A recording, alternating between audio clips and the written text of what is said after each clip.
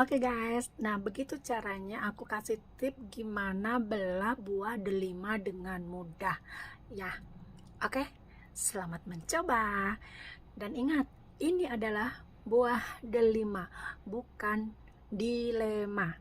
Delima, bukan dilema. Oke. Hmm.